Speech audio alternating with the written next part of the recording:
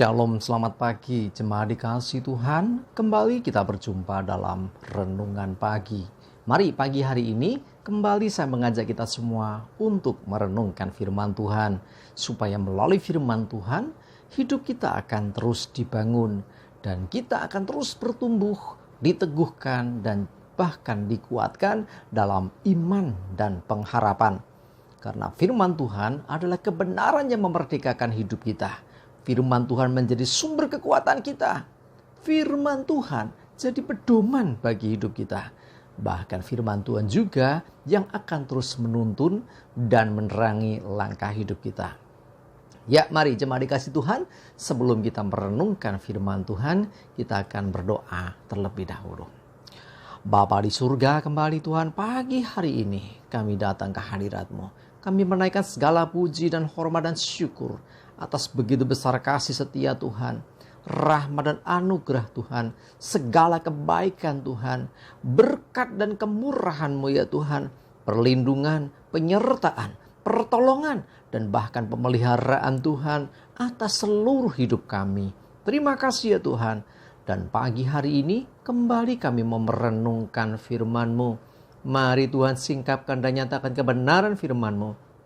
Dan Roh Kudus, urapilah kami ya Tuhan, sehingga kami bisa menangkap pesan-Mu dan juga mengerjakannya dalam hidup kami. Terima kasih, di dalam nama Tuhan Yesus kami bersyukur dan berdoa. Amin. Mari jemaat dikasih Tuhan, kita akan buka Alkitab kita.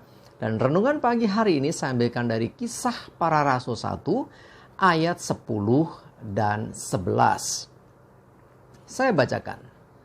Ketika mereka sedang menatap ke langit waktu ia naik, tiba-tiba berdirilah dua orang yang berpakaian putih dekat mereka dan berkata kepada mereka, "Hai orang-orang Galilea, mengapakah kamu berdiri melihat ke langit? Yesus ini yang terangkat ke surga meninggalkan kamu akan datang kembali dengan cara yang sama seperti kamu melihat dia naik ke surga." Jemaat dikasih Tuhan, peristiwa kenaikan Tuhan Yesus yang kemarin kita peringati bersama-sama adalah peristiwa yang nyata dan sungguh terjadi, ya, yang ada dalam sejarah kehidupan umat manusia. Yang mana Tuhan Yesus pernah datang ke dunia jadi manusia, dan pada akhirnya singkat cerita disalibkan, mati, dikuburkan, bangkit kembali, dan akhirnya naik kembali ke surga. Ya, Yesus bahkan berpesan supaya kita jadi saksi-saksinya.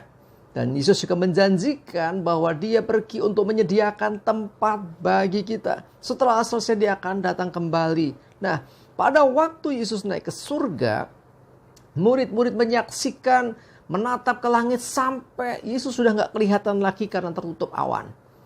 Nah, mereka masih jauhin delongop gitu ya.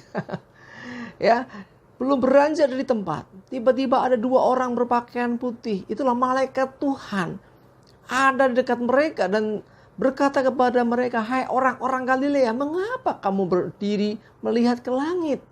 Yesus ini ya dikatakan yang terangkat ke surga ini akan datang kembali. Nah, inilah sesungguhnya yang dinanti oleh gereja Tuhan. Kedatangan Yesus yang kedua ini menjadi penantian bagi semua umat Tuhan.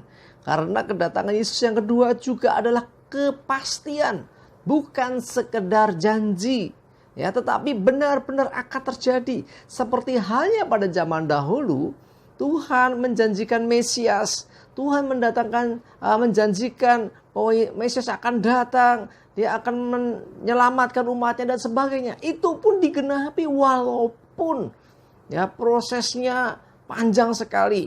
Jarak waktu dari nubuatan sampai digenapi itu panjang dan jauh sekali. Tetapi tetap terjadi. Nah, demikian juga tentang kedatangan Tuhan Yesus yang kedua kali. Itu pun pasti terjadi walaupun tidak pernah disebutkan kapan waktunya, tanggal berapa, jam berapa.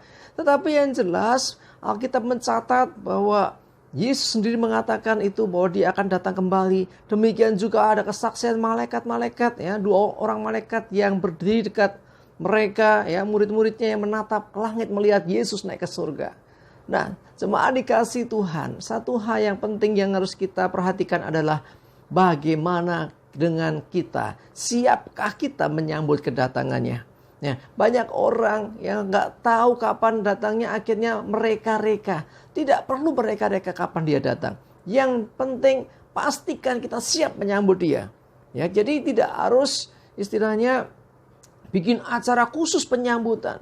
Yesus tidak ingin diperlakukan demikian. Sejak semula waktu Yesus datang ke dunia pertama kali, yaitu ketika dia lahir di Bethlehem, dia tidak menggunakan fasilitas dunia yang wah serba gemerlap, sambutan yang luar biasa. Enggak, yang nyambut gembala-gembala, yang menyambut domba-domba, ya. Jadi artinya apa? Tempat saja nggak ada gitu loh. Nah, kalau dia mau, dia bisa bikin yang luar biasa. Demikian juga dengan kedatangan yang kedua. Saudara nggak pusing dengan macam-macam acara. Tetapi bagaimana seharusnya kita menyambut dia? Perhatikan ini. Lukas 12 ayat 43. Saya bacakan. Berbahagialah hamba yang didapati tuannya melakukan tugasnya itu ketika tuannya itu datang. Nah, ini sesungguhnya cara menyambut kedatangan Yesus. Yaitu apa? Dengan kita melakukan tugas kita. Apa tugas kita? Sebelum naik ke surga, Yesus berkata, pergi jadikan semua bangsa muridku. Sebelum Yesus naik ke surga, Yesus berkata kepada murid-murid supaya pergi beritakan Injil kepada segala makhluk. Jadi artinya ada tugas yang harus kita kerjakan. Menjadi saksi Tuhan, mewartakan akan kasih Tuhan. Jemaat dikasih Tuhan. Itulah yang harus kita kerjakan. Maaf. Untuk kita menyambut kedatangan Yesus yang kedua. Bukan dengan seremonial upacara yang macam-macam. Ya, walaupun sempat ada rumor di waktu-waktu tahun-tahun yang lalu orang mencoba menyambut kedatangan Yesus. Tapi Yesus belum datang sampai sekarang. Tetapi kita percaya waktunya tidak lama lagi. Ayo siapkan dirimu. Bagaimana menyambutnya? Dengan kita melakukan tugas kita. Ayo lakukan dengan sungguh. Dan berbahagialah kita ketika Yesus datang. Kita sedang melakukan tugas yang Tuhan berikan kepada kita. Amin. Kita berdoa. Bapa di surga, terima kasih. Engkau mengingatkan kembali kami melalui firman-Mu pagi ini Tuhan. Supaya kami senantiasa menyiapkan diri. Menyambut kedatangan Yesus yang kedua. Walaupun kami tidak pernah tahu kapan waktunya. Tetapi Engkau sudah mewartakan melalui firman-Mu Tuhan. Engkau menyatakan bahwa Yesus akan datang kembali. Dan kami percaya itu pasti terjadi. Dan kami tidak tahu waktunya, tetapi setiap saat kami harus siap sedia. Dan cara penyambutan terbaik adalah dengan kami melakukan apa yang menjadi tugas kami. Kami menyaksikan akan kasih Tuhan, menjadi saksi Tuhan bagi dunia, dan mewartakan kabar baik. Terima kasih ya Tuhan, teguhkan dan tolong kami Roh Kudus, sehingga kami bisa melakukan apa yang menjadi tugas kami, dan hidup kami berkenan di hadapan Tuhan. Kami menyerahkan hari ini hidup kami dalam tuntunan Tuhan, jauhkan celaka dan mara bahaya. Damai sejahtera dan berkat Tuhan menyertai kami semua. Dalam nama Tuhan Yesus kami bersyukur dan berdoa. Amin. Mari jemaat dikasih Tuhan, tetap semangat terus, maju terus dalam iman dan pengharapan. Tuhan Yesus memberkati kita semua. Amin.